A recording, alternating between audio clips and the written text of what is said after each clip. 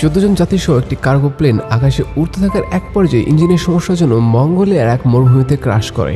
এই মরুভূমির চারিদিকে নেই কোনো গাছপালা, নেই কোনো মানুষের বসবাস, নেই কোনো প্রাণের অস্তিত্ব। উদ্ধারকারী টিম জানে না যে 14 জন যাত্রীসহ কার্গো প্লেনটি কোথায় রয়েছে।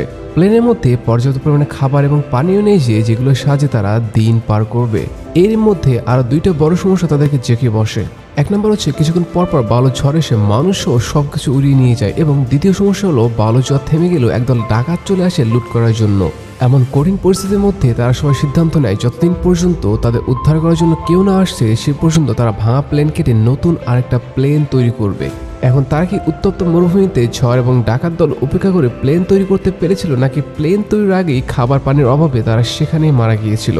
তো চলুন আর কোনো প্রকার কথা না বেরিয়ে survival cinema flight of the Phoenix মুভির এক্সপ্লানেশন শুরু করা যাক।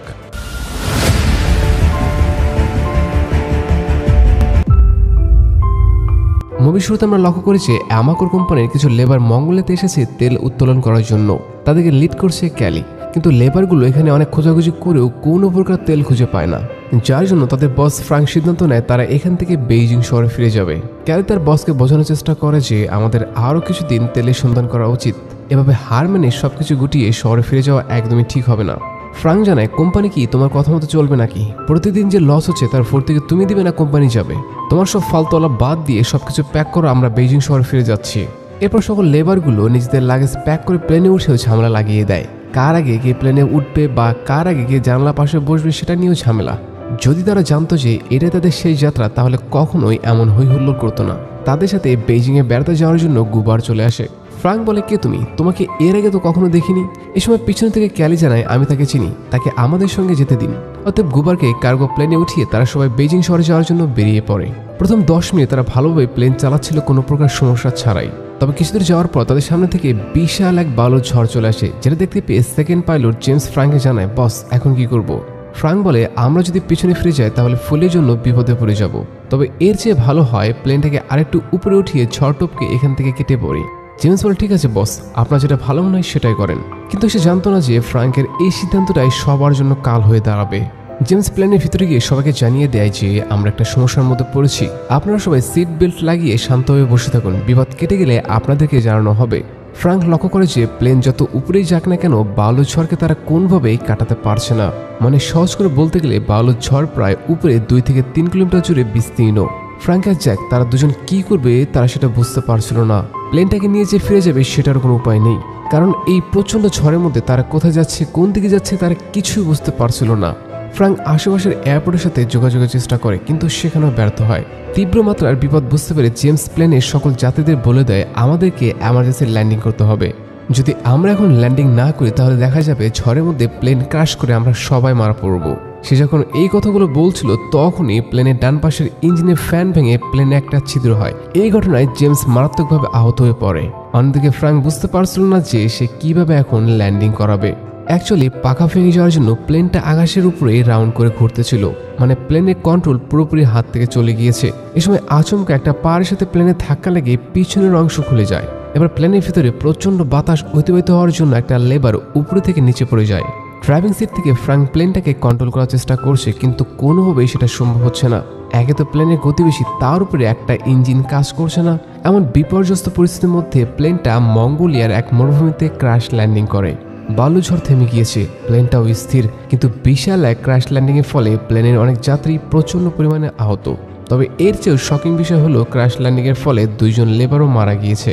সবাই বাইরে এসে তাদেরকে সম্মানের সহিত সমাধি করে দেয়।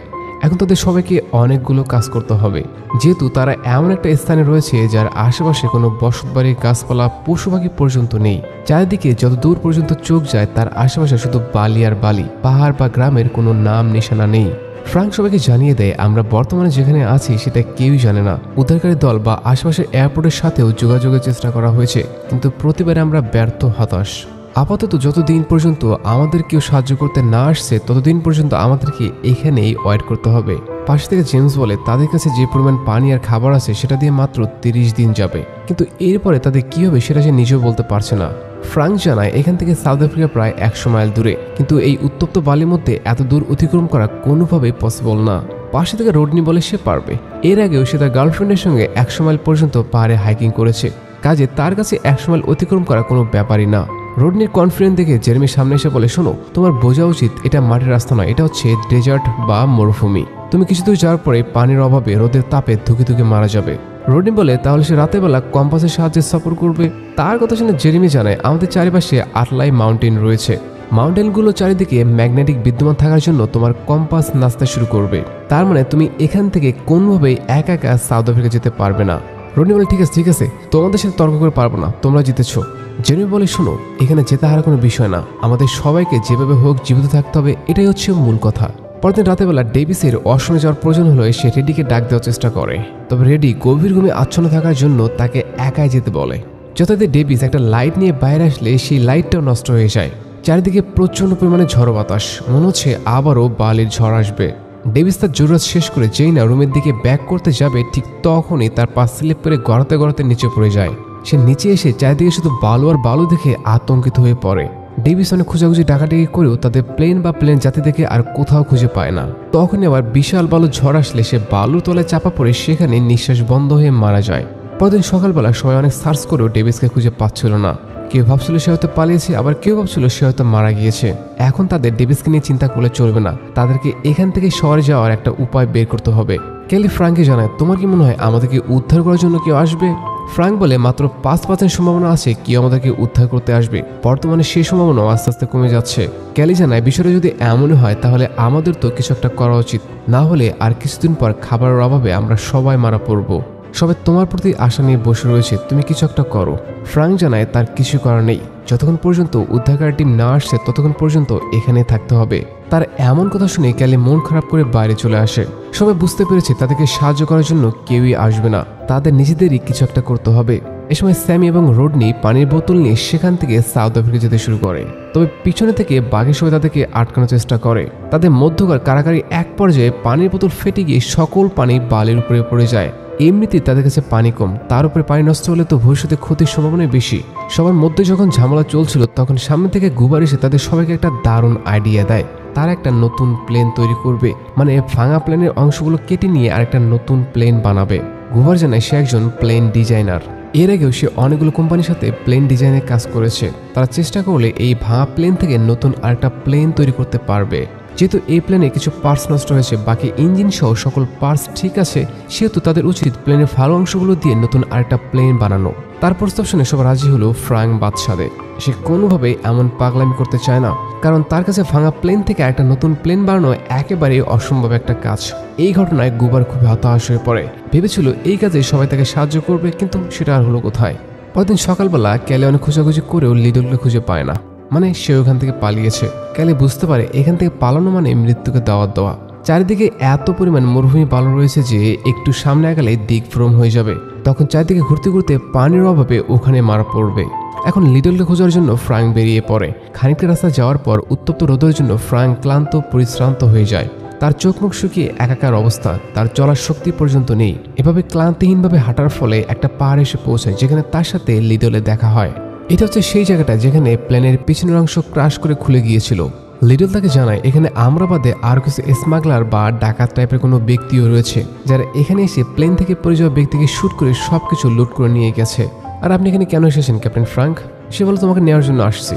লিডল জানায়, আমি কোথাও যাচ্ছি না, আমি এখানে বাকি সময়টা কাটিয়ে দিব। আপনার কি মনে হয় আমাদেরকে কেউ উদ্ধার করতে আসবে? ফ্রাঙ্ক বলে, সেই সম্ভাবনা খুবই কম, কারণ কেউ জানেই না যে আমরা বর্তমানে কোথায় রয়েছি। লিডল বলে, আমাদের তো এখান থেকে যে কোনোভাবে হোক বের হওয়ার একটা ব্যবস্থা করতে হবে, কিন্তু কিভাবে বের হবে সেটা কেউই জানি না। তবে গুবার আমাদের প্লেন বানানোর যে নতুন আইডিয়া দিয়েছিল, আপনি সেটাকে না করলেন কেন? কিছু না করে বসে থাকার চেয়ে আশা নিয়ে কিছু একটা করা অবশ্যই ভালো। ফ্রাঙ্ক বলে, মানুষকে শুধু মিথ্যা আশ্বাস দিয়ে কি হবে? গুবার যে প্লেনটা বানাবে সেটা কোনোদিনই উড়বে না, তাহলে খামকা কষ্ট করে প্লেন বানিয়ে লাভ কি? লিডল জানায়, শোনো ক্যাপ্টেন, মানুষ আশা নিয়ে বেঁচে থাকে, আশা নিয়ে ঘুমায়। কেউই বলতে পারবে না যে তার আশা কবে এবং কিভাবে পূরণ হবে, কিন্তু আমরা চেষ্টা করে যাই। তার কথা শুনে ফ্রাঙ্ক অনেক ভেবেচিন্তে বলে, ঠিক আছে, আমরা এই কাজটা করব। বসে থাকা চেয়ে আমরা একবার চেষ্টা করে দেখতেই পারি, হয়তো আমাদের প্লেনটা উঠতে পারে। এরপর তারা দুজন আবার বেসে ফিরে এসে সবাইকে জানায়, আজকে রাত থেকে আমরা গুবারের প্ল্যান অনুযায়ী নতুন একটা প্লেন তৈরি করব, আর এই কাজে কেউই কোনো প্রকার এক্সকিউজ দেখাতে পারবে না। টিমের বাকি সকল ঠিক আছে, আমরা সবাই কাজ করতে আগ্রহী। যথারীতি রাতের বেলা গুবার সবাইকে বলে, আমাদের প্রথম কাজ হচ্ছে ভাঙা প্ল্যানের উইং কেটে ফিউজলেজের সাথে যুক্ত করা। আমাদেরকে এই কাজগুলো রাতের বেলা করতে হবে, যেহেতু দিনের বেলা প্রচণ্ড উত্তাপ থাকার জন্য কাজ করা সম্ভব হবে না, যার জন্য তারা চারিদিকে লাইট এবং আগুন জ্বালিয়ে নতুন প্লেন তৈরির কাজ করছিল। প্রথম দিনের শুরুতে তারা পাখাগুলো কেটে ফেলে, কিন্তু পরের দিন কাজ করতে গিয়ে তারা বেশ বড় একটা বিপদের সম্মুখীন হয়। অ্যাকচুয়ালি তারা যখন ওয়েল্ডিং করছিল তখন আগুনের একটা ফুলকে এসে যেখানে তেল রাখা ছিল সেই বক্সের উপরে পড়ে যায়, আর এতে তেলের ড্রাম ব্লাস্ট করে বিশাল এক এক্সপ্লোশন হয়। এই ঘটনায় কারো কোনো ক্ষতি না হলেও ফ্রাঙ্ক এবং ক্যালিরা সবাই আতঙ্কিত হয়ে পড়ে। এবার কি হবে? তাদের কাছে যে পরিমাণ তেল ছিল সব শেষ, এখন তারা কি করবে? পরদিন ফ্রাঙ্ক সবাইকে জানায় এবার থেকে তারা সবাই দিনের বেলা কাজ করবে। রডনি জানায় এত গরমের মধ্যে কিভাবে, আমি করতে পারবো না। তার কথা শুনে পাশে থেকে স্যামি বলে রাতের চেয়ে দিনের বেলা কাজ করার সুবিধা বেশি, কারণ রাতের বেলা ঠিকভাবে দেখা যায় না, আর দিনের বেলা আমরা ঠিকভাবে দেখে দেখে কোথায় কি করতে হবে সেটা খুব ভালোভাবে করতে পারছি। অতএব কার কোনো কথা নাই, আমরা দিনের বেলাতেই কাজ করে দ্রুত প্লেন বানিয়ে বাড়ি ফিরে যাব। যথারীতি পরদিন থেকে তারা প্রচণ্ড রোদের মধ্যেই পুরোদমে কাজ শুরু করে দেয়। প্রথম টাস্ক শেষ হলে গুবার সবাইকে আরেকটা নতুন কাজের অর্ডার দেয়। তাদের এখন বাম পাশে পাখাটা কেটে নতুন প্লেনে যুক্ত করতে হবে, কিন্তু এই কাজটা করতে গেলে প্লেনের ভিতরে ঢুকে একজনকে পেরেক টাইপের যন্ত্র যুক্ত করে দিতে হবে। পেরেক যুক্ত করার দায়িত্ব লাইনের উপরে। অতএব সবাই প্রস্তুত ভাঙা প্লেনের পাখা কেটে নতুন প্লেনে লাগানোর জন্য। তারা কাটা পাখাটাকে একটা শিকল দিয়ে বেঁধে আস্তে আস্তে নিচের দিকে নামাচ্ছিল, কিন্তু এখানে বাদে এক বিপত্তি। হঠাৎ করে শিকল ছিঁড়ে গিয়ে পাখাটা নতুন প্লেনের ভিতরে থাকা ল্যানের উপরে প্রচণ্ড স্পিডে ধাক্কা খায়। ঘটনার আকস্মিকতায় সবাই হতবাক হয়ে যায়, কি থেকে কি হয়ে গেল। তাদের সামান্য একটা ভুলের জন্য একজন মানুষের জীবনে চলে গেল। এই সময় তাদের সবাইকে অবাক করে দিয়ে ল্যান্ড সুস্থভাবে বাইরে বের হয়ে আসে। ল্যান্ডকে দেখে কারো বিশ্বাস হচ্ছিল না যে সে এখনো জীবিত আছে। তাকে জীবিত দেখতে পেয়ে সবাই বড্ড খুশি হয়। সে যাই হোক, এরপর আবারও পুরোদমে কাজ শুরু হয়ে যায়। একটা মজার ব্যাপার হচ্ছে যে সবার মধ্যে নতুন করে আশার আলো জেগে উঠেছে। তারা যত দ্রুত কাজ করবে তত দ্রুত বাড়ি ফিরে যেতে পারবে। তার জন্য সবাই খেলার তালে কাজ করছিল। একদিন রাতের বেলা কাজ করার এক পর্যায়ে তারা সবাই লক্ষ্য করে যে আকাশে প্রচুর পরিমাণে বিদ্যুৎ চমকাচ্ছে, মনে হচ্ছে খুব জোরে সোরে বৃষ্টি আসবে। ফ্রাঙ্ক তাদের সবাইকে জানায় আমাদের দ্রুত প্লেনটাকে মাটিতে নামাতে হবে, না হলে যখন তখন প্লেনের উপরে বজ্রপাত হতে পারে। অ্যাকচুয়ালি প্লেনের সাথে যদি মাটির সংস্পর্শ না থাকে তাহলে প্লেনের উপরে বজ্রপাত হওয়ার সম্ভাবনা থাকে। যথারীতি তারা সবাই পুরোদমে প্লেনটাকে নিচে নামানোর কাজে লেগে পড়ে। গুবা ছিল প্লেনের একেবারে উপরের অংশে। দূর থেকে ফ্রাঙ্ক লক্ষ্য করে যে পরপর বেশ কয়েকটা বজ্রপাত প্লেনের উপরে পড়েছে। প্লেনের ঠিক মাঝের অংশে দাঁড়িয়ে ছিল গুবার। এবার যেই না গুবারের দিকে বজ্রপাত হতে যাবে ঠিক তখনই ফ্রাঙ্ক তাকে নিয়ে নিচে ঝাঁপিয়ে পড়ে, আর এইভাবে তাদের দুজনের জীবন রক্ষা পায়। বজ্রপাত, ঘূর্ণিঝড়, বৃষ্টি শেষ। তাদেরকে আবারও কাজ শুরু করতে হবে, বসে থাকলে চলবে না। তারা আবারও পুরোদমে কাজ শুরু করে দেয়। অন্যদিকে গুবার তাদের প্লেন যে উড়বে তার জন্য একটা রানওয়ে তৈরি বা পরিমাপ করছিল, কিন্তু রোডের শেষ মাথায় পাহাড়ের শেষ অংশ থাকার জন্য সে ব্যাপক টেনশনে পড়ে যায়। যদি কোনোভাবে প্লেন না উড়ে তাহলে তো পাহাড়ের খাদে পড়ে সবাই মারা যাবে। এখন বিকল্প কি করা যায়? এদিকে রাতেবেলা অ্যালেক্স, জেমস এবং ফ্রাঙ্ক লক্ষ্য করে যে তাদের সামনে কিছু মানুষ তাম্বুটা নিয়ে শুয়ে আছে। মানে তারা 12 জন বাদে এই মরুভূমিতে আরও কিছু মানুষের বসবাস রয়েছে। ফ্রাঙ্কের কথা শুনে আমরা জানতে পারি যে এরা হচ্ছে আর্ম বা স্মাগলার পাচারকারী। তাদের আশেপাশে যাওয়াটা খুবই বিপজ্জনক। সাইড থেকে স্যামি জানায় তা যাই হোক না কেন আমরা তাদের কাছ থেকে তো পানি পেতে পারি। এমনিতেই আমাদের পানি শেষের দিকে, যদি নতুন করে কিছু পানি পায় তাহলে সেটা আমাদের জন্য অনেক উপকারে আসবে। তবে গুবার জানায় সেখানে যাওয়া একদমই ঠিক হবে না। তার স্মাগলার বিপজ্জনক, যখন তখন খারাপ কিছু হয়ে যেতে পারে। কিন্তু তার কথায় কেউ পাত্তা না দিয়ে সবাই প্ল্যান মাফিক বেরিয়ে পড়ে। পাশ থেকে ফ্রাঙ্ক বন্দুক দিয়ে ব্যাকআপ দিবে। স্মাগলারদের সাথে ডিল করার জন্য স্যামি, অ্যালেক্স এবং রডনি যাচ্ছে। এবার স্মাগলাররা তাদেরকে দেখেই বেশ অবাক হয়ে যায়, এরা কে, কই থেকে আসলো। স্যামি জানায় তাদের প্লেন ক্র্যাশ করার জন্য তারা একটা বিপদে পড়ে গিয়েছে, তাদের পানি সংকট, পানি লাগবে। স্মাগলাররা তাদের কথা না শুনেই অ্যালেক্সের বুকে শুট করে দেয়। ঠিক সেই মুহূর্তে আবার ফ্রাঙ্ক সাইড থেকে প্রচণ্ড ক্ষিপ্র গতিতে প্রত্যেকটা স্মাগলারকে একে একে হেডশট দিতে শুরু করে। 3 জনকে মেরে ফেলো, বাকি একজন ঘোড়া নিয়ে সেখান থেকে পালিয়ে যায়। এরপর ফ্রাঙ্করা অ্যালেক্সকে নিয়ে তাদের বেসে ফিরে আসে। অ্যালেক্সের অবস্থা খুবই খারাপ। ক্যালি তার পাশে বসে ট্রিটমেন্ট করার চেষ্টা করছে, কিন্তু তাদের কাছে যথেষ্ট পরিমাণ ইকুইপমেন্ট না থাকার জন্য তারা ব্যর্থ হয়। একটা সময় চিকিৎসার অভাবে অ্যালেক্স ধুকে ধুকে মারা যায়। সে মারা যাওয়াতে সবাই প্রচণ্ড ভেঙে পড়ে। তারা কোনোভাবে এটা মানতে পারছিল না কি থেকে কি হয়ে গেল। তারা যদি গুবারের কথা শুনতো তাহলে কখনোই এমনটা হতো না। এই পর্যন্ত 5 জন মারা গিয়েছে, এখন বেঁচে আছে মাত্র 9 জন। পরদিন ক্যালি এবং ল্যান্ডি একজন আহত স্মাগলারকে নিয়ে আসে, যে গুলি খাওয়ার জন্য প্রচণ্ড পরিমাণে আহত ছিল। টিমের বাকি সবাই ব্যাপক টেনশনে পড়ে যায়। এখন তারা একে দিয়ে কি করবে বা এর সাথে কি করা উচিত। সবাই যখন তার জন্য পজিটিভ কিছু ভাবছিল তখনই গুবার একটা বন্দুক নিয়ে স্মাগলারের মাথায় শুট করে দেয়। এই ঘটনায় ফ্রাঙ্ক তার উপরে প্রচন্ড রেগে গিয়ে বলে, কি করলে তুমি এটা? তোমার সাহস কি করে হয় তাকে মারার? গুবার জানায়, তুমি একটু বেশি কথা বলছো, আমি তাকে মারিনি, বরং তোমার ভুলের জন্য আমাদের একজন লোক মারা গিয়েছে। এখন থেকে প্রতিদিন 12 ঘন্টা সময় নষ্ট হবে একজন লোক কম থাকার জন্য। গতকাল রাতেও 48 ঘন্টার মতো সময় নষ্ট হয়েছে, কারণ তোমাদের মধ্যে অনেকেই কাজ করেনি। একমাত্র ফ্রাঙ্ক, তোমার জন্য এমনটা হয়েছে। এটা বলে সে তার উপরে চিল্লাতে শুরু করে। একে তো অ্যালেক্স মারা গিয়েছে, দ্বিতীয় তার উপরে চিল্লাচিল্লি করার জন্য সে গুবারকে এক ঘুষি মেরে মাটিতে ফেলে দেয়। ঘটনার আকস্মিকতায় সবাই হকচকিয়ে যায়। কি হলো এটা? নিশ্চয়ই ভালো কিছু না। এবার তারা কি করবে? ঘুষি খেয়ে বেচারা গুবার মন খারাপ করে ভাঙা প্ল্যানের এক কোণে বসে রয়েছে। ক্যালি তার কাছে যায় বোঝানোর জন্য, তুমি এভাবে বসে থাকলে কিভাবে হবে? আমাদেরকে দ্রুত কাজ শেষ করতে হবে। গুবার রাগ করে জানায়, তোমাদের কলেজে তো অনেক বড় হয়ে গেছে, তোমরা তো আমাকে মানুষই মনে করো না। এবার তোমরা নিজেরাই গিয়ে প্লেন বানাও, আমি তোমাদের সাথে নেই। তার কথা শুনে ক্যালি বুঝতে পারে গুবারের মন খারাপ হয়েছে, তাকে অন্যভাবে ম্যানেজ করতে হবে। যদি কোনোভাবে তার রাগ ভাঙানো না যায় তাহলে সবাই কঠিন বিপদে পড়ে যাবে। একমাত্র সেই পারবে প্লেনটাকে পরিপূর্ণ রূপ দিতে। ক্যালি গুবারকে বলে, আমরা কি করলে তুমি প্লেন বানানোর কাজে আমাদেরকে সাহায্য করবে? গুবার জানায়, তোমাদের সবাইকে আমার কাছে দয়া করে স্যার এই কাজটা করেন এটা বলতে হবে। তার কথা শুনে টিমের বাকি সবাই কিছুটা ইতস্তত বোধ করে। এটা কিভাবে সম্ভব? আমরা তার কাছে ছোট হব? এটা কোনোভাবে পসিবল না। কিন্তু সবার মনে রাগ জমা থাকলেও কারো মনে ঝগড়া করার মতো এনার্জি নেই। সবাই বাড়ি ফিরতে চায়। এরপর সবাই যা স্থান থেকে গুবারকে প্লিজ স্যার এই কাজটা করুন বলে অনুরোধ করে। সবার শেষে ফ্রাঙ্ক এসে জানায়, প্লিজ কাজটাকে শেষ করো, তুমি ছাড়া আর কেউই এটা করতে পারবে না। ফ্রাঙ্কের মুখে এমন কথা শুনে গুবার তো প্রচন্ড অবাক। সে ভেবেছিল তাকে হয়তো কেউ মূল্যই দেবে না, কিন্তু এখানে ঘটছে তার উল্টো। অ্যাকচুয়ালি আমাদের জীবনেও এমন কিছু পরিস্থিতি আসে যখন ঝগড়া করার মতো বা অভিমান করার মতো পরিবেশ তৈরি হলেও মানবতার খাতিরে হোক, সম্মানের খাতিরে হোক, আমরা সেখান থেকে ফিরে আসি। এখানেও ঠিক এমনটাই হয়েছে। সবাই নিজেদের বাড়ি ফিরে যেতে চায়, কারো কাছে ঝগড়া করার মতো সময় নেই বা এনার্জিও নেই। এরপর তারা আবারও পুরোদমে কাজ শুরু করে দেয়। তাদের কাজ প্রায় 95% কমপ্লিট। কাজের এক ফাঁকে জেমস এবং ফ্রাঙ্ক বাইনোকুলারের মাধ্যমে লক্ষ্য করে যে দুজন স্মাগলার দূর থেকে তাদের উপর নজর রাখছে। তারা কাছে আসছে না, আবার দূরেও যাচ্ছে না, তারা শুধু অপলকভাবে প্লেনের দিকে তাকিয়ে রয়েছে। ফ্রাঙ্ক আসলে বুঝতে পারছিল না এরা আসলে কি করতে চাচ্ছে, আর কেনই বা তারা দূর থেকে আমাদের উপর নজর রাখছে। সে যাই হোক, এরপর বেশ কয়েকদিন লাগাতার কাজ করার ফলে তাদের নতুন ফোনিক্স প্লেন তৈরি কাজ সম্পন্ন হয়। ফোনিক্স একটা মরুভূমির পাখির নাম, মানে পাখির নাম অনুসারে প্লেনের নাম দেওয়া হয়েছে। এবার গুবার যখন শেষবারের মতো প্লেনের সবকিছু চেক দিচ্ছিল তখন পিছনে থেকে ফ্রাঙ্ক একটা ক্যাটালগ খুঁজে পায়। এটা ছিল খেলনা প্লেন বানানোর একটা ক্যাটালগ, মানে কিভাবে একটা প্লেন তৈরি করতে হয় তার সকল নমুনা এখানে দেওয়া ছিল। ফ্রাঙ্ক গুবারকে প্রশ্ন করে, তুমি কি এই ক্যাটালগ থেকে নতুন প্লেন তৈরি করলে নাকি? গুবার বলে, হ্যাঁ, কোনো সমস্যা আছে নাকি তোমাদের? তার কথা শুনে ফ্রাঙ্ক জানে, শালা মাদারবোর্ড, তুই এতদিন ধরে আমাদেরকে দিয়ে খেলনা প্লেন তৈরি করলি, এই প্লেন তো জীবনে উড়বে না, তুই আমাদেরকে মিথ্যা আশ্বাস কেন দিলি? ফ্রাঙ্কের কথা শুনে টিমের বাকি সবাই প্রচন্ড হতাশ হয়ে পড়ে। এবার কি হবে? তারা ভেবেছিল এই প্লেনটা উড়বে, তার হলো কই? খেলনা ডিজাইনের প্লেন কি আর কখনো আকাশে উঠতে পারে? তাদের এতদিনের সকল কষ্ট বিফলে চলে গেল। সবার মনে এক হতাশার ছাপ। ফ্রাঙ্কের মাথা ঘুরতে শুরু করে। সে কোনোভাবে বিশ্বাস করতে পারছিল না গুবার তাদের সাথে এমনটা কিভাবে করলো। এই সময় পিছন থেকে টিমের বাকি মেম্বাররা গুবারের বেইমানির জন্য তাকে মারতে শুরু করে। স্যাম একটা বন্দুক নিয়ে এগিয়ে আসে গুবারকে শুট করার জন্য, তবে সঠিক সময়ে ফ্রাঙ্ক এসে তাকে বাঁচিয়ে নেয়। এখন আর কোনোভাবে কেউ মারা যাক এটা তারা কখনোই চাইবে না। তারা যখন নিজেদের মধ্যে ঝগড়া করছিল তখন পাশে থেকে ল্যান্ড সবাইকে জানায়, দেখো প্লেনটা উড়তে চাচ্ছে, মানে তাদের খেলনা ডিজাইন দিয়ে বানানো প্লেনটা কাজ করছে। সবাই প্রচন্ড খুশি এটা ভেবে যে যাক আমাদের কাজটা সার্থক। কিন্তু ঠিক তখনই তাদের খুশিতে ফাটা ফেলে বালির ঝড় চলে আসে। ঝড় দেখা মাত্র টিমের বাকি সবাই ভাঙা প্লেনে আশ্রয় নেয়। প্রচন্ড বালির ঝড়ে সবকিছু তছনছ হয়ে যায়, এমনকি তাদের শেষ স্বপ্নটাও।